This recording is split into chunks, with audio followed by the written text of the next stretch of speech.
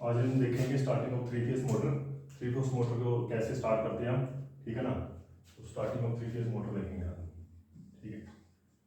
उसके दो तीन प्रोसीजर है, एक है डायरेक्ट ऑनलाइन, एक है यूजिंग थ्री फेज रेसिस्टेंसेस, दूसरा है using three phase auto transformers, ठीक है ना। फिर है अगला स्टार्ट डाटा स्टार्टर। ये तीन चीज़ों से हम जो है थ्री फेज मोटर स्टार्ट करते हैं। अब बात ये आती है स्टार्टर की जरूरत क्यों पड़ती है। इतने सारे स्टार्टर जो है, स्टार्टर महंगा भी आता है। अगर 5-6 हज़ार की मोटर है हमारी 2-3 HP की, तो 2,000-2,500 का स्टार्टर भी मिलता है। तो इतना पैसा खर्च करने की जरूरत क्यों रहती है। तो इसके लिए क्या रहता है, हमारा जो हमारा स्टार्टिंग करंट जाता है, अगर हम डायरेक्ट स्टार्ट कर देते हैं ऐसे बिना स्टार्टर के, डायरेक्ट मोटर स्टार्ट करते हैं थ्री फेज मोटर लाइन के साथ, तो उसमें क्या रहता है कि जो स्टार्टिंग करंट है वो रहती है motor 5 to 8 times. 5 to 8 times current खींचती है मोटर 1-2 सेकंड के लिए, जब तक वो अपनी रेटेड स्पीड तक नहीं पहुंच जाती। तो उसमें क्या 5 से 8 गुना वो करंट खींचेगी at the time of starting for 2 to 3 seconds. उस दौरान क्या है कि क्योंकि उसके अंदर इतना ज़्यादा करंट जाएगा, तो उसकी क्या है कि वाइंडिंग की जो आई स्क्वायर आर है, I square are heat loss क्या होता है, हीट लॉस होता है आई स्क्वायर आर, ठीक है ना। तो जब 5-6-8 गुना करंट जाएगा तो 5 into 5 25 टाइम्स जो है मतलब उसकी मतलब करंट का इफेक्ट पड़ेगा, ठीक है ना। तो उसकी वजह से क्या है कि आई स्क्वायर आर टाइम मतलब 5 इंटू मान लो रेसिस्टेंस एक ओम रेसिस्टेंस है इसका कोयल का, और 5 एम्पीयर करंट गया। ऐसे नॉर्मली रेटेड 1 एम्पीयर है, तो स्टार्टिंग के दौरान 5 एम्पीयर का है, तो 5 वाट हो गया, ठीक है। तो अगर नॉर्मली कितना वाट होना चाहिए, इसमें एनर्जी लॉस 1 वाट होना चाहिए था, 5 वाट हो गया। अगर 8 गुना खींचा तो फिर 8 वाट हो गया। तो ये 8 वाट में करके क्या है कि बाइंडिंग गर्म हो जाएगी, तो उसकी इंसुलेशन खराब हो सकती है मोटर की, ठीक है ना। तो एक तरह से आप कह सकते हो कि इसकी जो ओवरऑल जो है एजिंग जो है मोटर की, अगर 5 साल चलनी है तो वो मोटर 1-1.5 साल ही चलेगी या 2-3 महीने चल पाएगी, ठीक है ना। क्योंकि हर बार जब 2000 में स्टार्ट होगी तो 2000 बार उसमें ये थोड़ा थोड़ा इफेक्ट आएगा हीट का, जो है उसकी बाइंडिंग पे हीट का इफेक्ट आएगा, और इंसुलेशन जो है डिट्रॉइट होती जाएगी with the span of time और with the number of times motor started, ठीक है। एक तो ये आएगा। दूसरा क्या इफेक्ट आता है, पुअर वोल्टेज रेगुलेशन हो जाती है। पुअर वोल्टेज रेगुलेशन आपको पता है, पुअर वोल्टेज रेगुलेशन क्या होती है, V at no load minus V at full load divided by V at full load, ठीक है ना। तो वोल्टेज रेगुलेशन पुअर हो जाती है, मतलब मोटर जब स्टार्ट होती है वो वोल्टेज को ड्रॉप कर देती है बिल्कुल ही बहुत ज़्यादा। दूसरा क्या है, बोर्ड पे लार्ज मोटर वो वोल्टेज ड्रॉप आता है डिस्ट्रीब्यूशन लाइन में 1-2 सेकंड के लिए। हमने देखा होगा जब AC स्टार्ट होता है साथ वाले कमरे में, एक कमरे में क्या है कि वोल्टेज बिल्कुल डिप कर जाता है। अगर आपने इनकैंडेसेंट लैंप लगाया है जो हमारा पहले आता है 10-20 रुपये का बल्ब, तो उसमें आपको लाइट डायरेक्ट नजर आती है, लाइट वोल्टेज कम होगी, लाइट भी डिप कर रही है, तो उससे वो क्या है लार्ज वोल्टेज ड्रॉप होता है। डिस्ट्रीब्यूशन लाइन में भी वोल्टेज भी बहुत ज़्यादा ड्रॉप कर जाता है लाइन के अंदर जो हमारी पीछे सर्विस लाइन आती है, तो ठीक है ना। तो ये सारे डिसएडवांटेजेस हैं। एक तो एजिंग इफेक्ट आता है, दूसरा पुअर वोल्टेज रेगुलेशन, तीसरा वोल्टेज ड्रॉप आता है हमारा लाइन के अंदर, ठीक है। तो इसकी वजह से क्या है, हम स्टार्टर यूज करते हैं, ठीक है। इसके अलावा और एक और फैक्टर है स्टार्टर का। फायदा क्या है कि स्टार्टर हमें सेफ्टी भी प्रोवाइड करता है, मोटर की सेफ्टी करता है प्रोवाइड। तो वो कौन कौन सी सेफ्टी प्रोवाइड करता है, एक तो ओवरलोड सेफ्टी प्रोवाइड करता है, दूसरा शॉर्ट सर्किट प्रोटेक्शन देता है हमारा सर्किट ब्रेकर, और तीसरा इजी ऑन ऑफ देता है, ठीक है। और चौथा क्या है, अगर हमने डायरेक्ट उसके सॉकेट में लगाई रखी है आपने मोटर, मोटर मान लो अगर अब जरूर थोड़ी सिर्फ मोटर है सेफ जगह में होगी, कई बार मोटर फैक्ट्रीज में भी लगी होती है, कोई इंसान फैक्ट्री में रिपेयरिंग कर रहा है, अगर वो मोटर बंद करना भूल गया है स्विच पे, अगर आपने डायरेक्ट मोटर लगाई है, ठीक है ना, तो वो क्या है जैसे लाइट आएगी तो मोटर ऑटोमेटिक स्टार्ट हो जाएगी।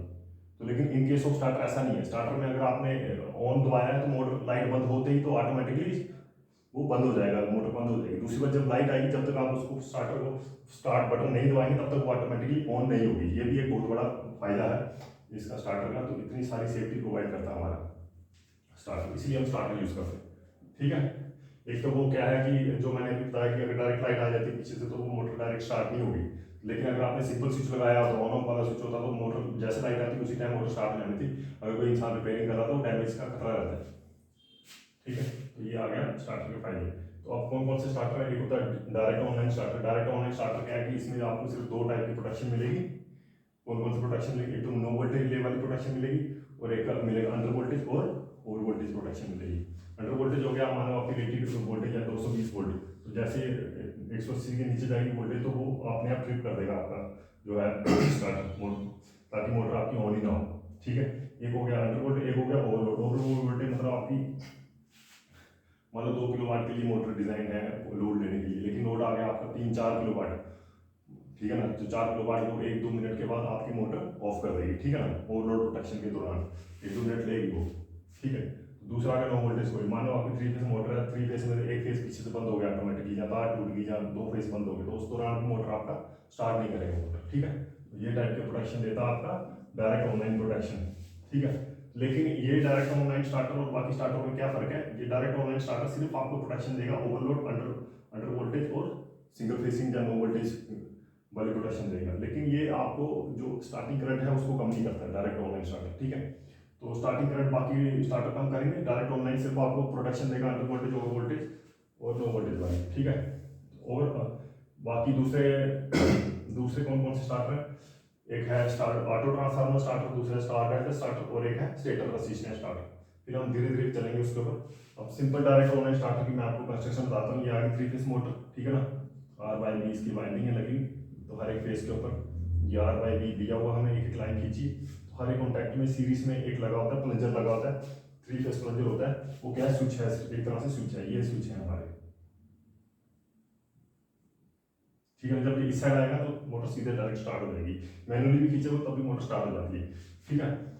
तो क्या है अब इधर कोई भी एक फेस से उठाया हमने, एक स्विच आ गया सीरीज में, फिर नो वोल्टेज कोई आएगा, नो वोल्टेज कोई के आगे हमारा लगा है ऑफ स्विच, ठीक है, पुश स्टार्ट बटन है, कौन सा है, push stop button, stop button, ठीक है ना, पुश स्टॉप बटन दबाओगे तो स्टॉप हो जाएगा। अब उसके सीरीज में लगा होता है हमारा ऑन बटन, ये कौन सा, पुश ऑन बटन, ठीक है, पुश ऑन बटन, बटन दबाओगे तो ऑन हो जाएगा, ऑफ वाला बटन दबाओगे तो मोटर ऑफ हो जाएगी। इसके सेंटर में क्या होता है, एक और कनेक्शन ये रखा है जो नो वोल्टेज कोइल का इधर थोड़ा सा न्यूट्रल प्रोवाइड करेगा इसको, ठीक है ना, मतलब एक फेस कर आपस में इसके अंदर से करंट ऐसे जाता है, ठीक है, तो इधर से भी जाता है थोड़ा सा, ठीक है। तो ये जो है ये कोइल के लिए, ये कौन सी कोइल है, नो वोल्टेज कोइल के लिए, नो वोल्टेज कोइल के लिए ये हमारा कोइल दे रखा है हमने कनेक्शन, ताकि इसमें से करंट जाए और ये इसको होल्ड कर सके, इस प्लंजर को अपनी जगह पे, ठीक है ना। तो जैसे कि मान लो किसी एक फेज में वोल्टेज नहीं आया, किसी एक फेज में वोल्टेज नहीं आएगा, तो ये वाला सर्किट कंप्लीट नहीं हो पाएगा NYC वाला, ऑटोमेटिकली मोटर क्या हो जाएगी आपकी, स्विच ऑफ हो जाएगी, ठीक है। तो ये है। तो दूसरा नंबर इस नो वोल्टेज कोइल का एक और फायदा है कि जो हमारा मान लो पीछे से लाइट बंद होगी थोड़ी देर के लिए, थोड़ी देर के बाद जब लाइट आती है, तो क्योंकि ये नो वोल्टेज कोइल ये है डी एनर्जाइज होगी है, क्या होगी, डी एनर्जाइज होगी है, तो इसकी वजह से क्या है कि जो इसको होल्ड नहीं कर पाएगी, जो मतलब जैसे लाइट बंद होगी इसको छोड़ देगी, तो होल्ड कब करेगी, जब इधर वाला इन तो ये पुश बटन हमारा ऑन होगा तभी इसको होल्ड करेगी, ठीक है।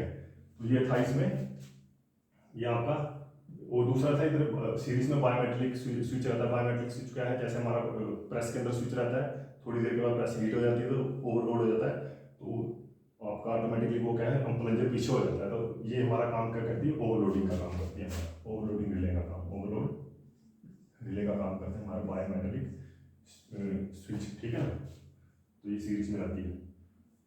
तो दूसरा ये है कि नो वोल्टेज कोइल का क्या है कि अगर फेस सिंगल फेसिंग होगा तो तभी ये मोटर ऑन नहीं करेगा, दूसरा क्या किसी एक में फेस में से एक बटन फेस बंद हो जाएगा तभी ऑन नहीं करेगा।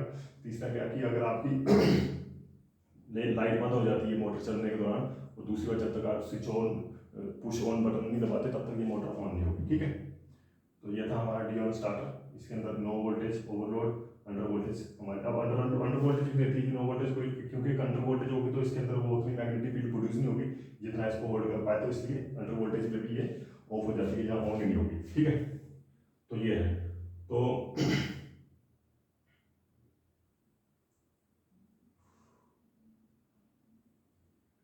ठीक है, ये था हमारा ड्यूअल स्टार्टर, ठीक है, इसकी कंस्ट्रक्शन थी ड्यूअल स्टार्टर। अब आ गया हमारा स्टेटर रेसिस्टेंस स्टार्टर, कौन सा आ गया, स्टेटर रेसिस्टेंस स्टार्टर। इसमें क्या रहता है, सिंपल आपके रेसिस्टेंस रहते हैं सीरीज में, और 3 फेज सीरीज में, उसी के अंदर हम क्या कहते हैं,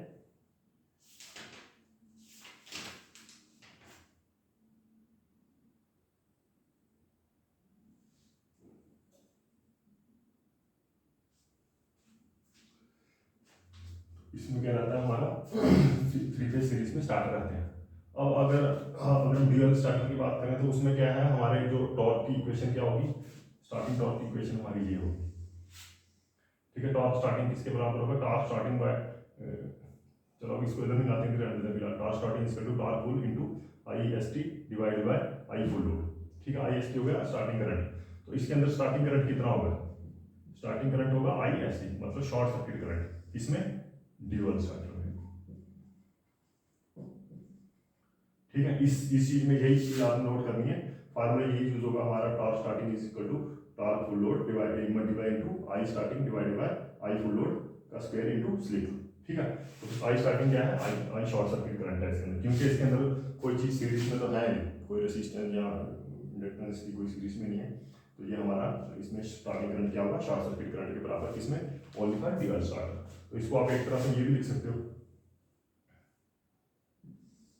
ठीक है ना,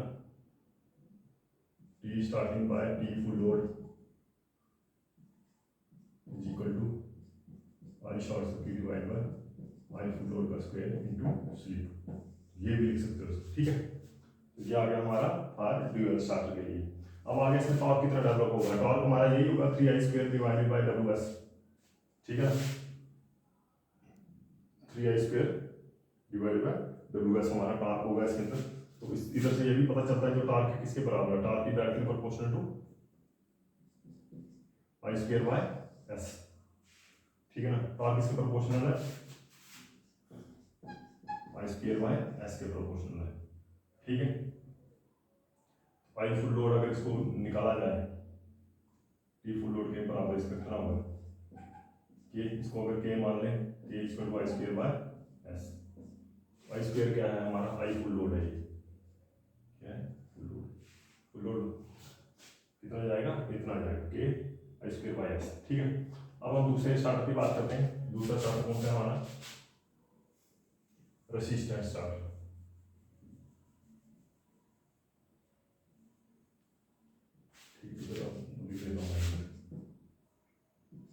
T full by T starting by T full load is equal to I short circuit by I full load multiply S, ठीक, भूल जाएंगे तो। अब क्या करता है, रेसिस्टेंस रहता है, और दूसरे स्टार्टर में क्या रहता है, स्टेटर रेसिस्टेंस। रेसिस्टेंस में क्या, तीन रेसिस्टेंस सीरीज में रहेंगे, ठीक है।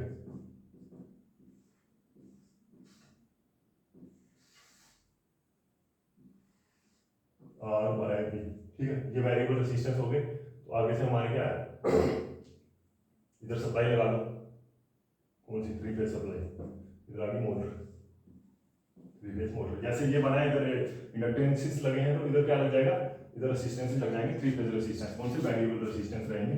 तो वेरिएबल रेसिस्टेंस में अलग अलग टैपिंग होगी, मान लो इधर एक टैपिंग है, दो टैपिंग है ऐसे, ठीक है ना, 2-3 टैपिंग होगी, इधर भी जैसे इंडक्टेंस में, जिस टैपिंग पे लगाओगे उतना रेसिस्टेंस इसके सीरीज में आ जाएगा और उतना स्टार्टिंग करंट हमारा कम हो जाएगा, ठीक है।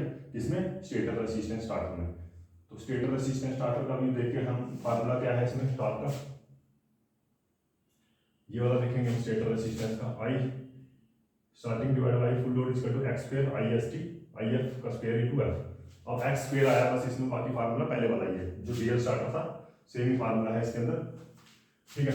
लेकिन ये एक्स स्क्वायर कहाँ से आया, एक्स स्क्वायर क्या है, जो हमारा स्टार्टिंग करंट होगा वो किसके बराबर होगा, x times short circuit current, किसके बराबर होगा, x times short circuit current. अब बोलोगे एक्स टाइम कैसे हो सकता है, इससे तो कम होना चाहिए, तो एक्स क्या है, फ्रैक्शन है, एक्स मतलब क्या हो सकता है, 0.8, 0.9, 0.7, ऐसे 1 से कम ही होगा, क्योंकि हमारा जो स्टार्टर के इसमें क्या है, रेसिस्टेंस सीरीज में आ रहा है, तो स्टार्टिंग करंट हमेशा शॉर्ट सर्किट करंट से कम ही होगा, ठीक है। तो इसके अंदर x क्या होगा, फ्रैक्शन नंबर होगा, 0.8, 0.7, 0.6, ठीक है, 1 से कम होगा।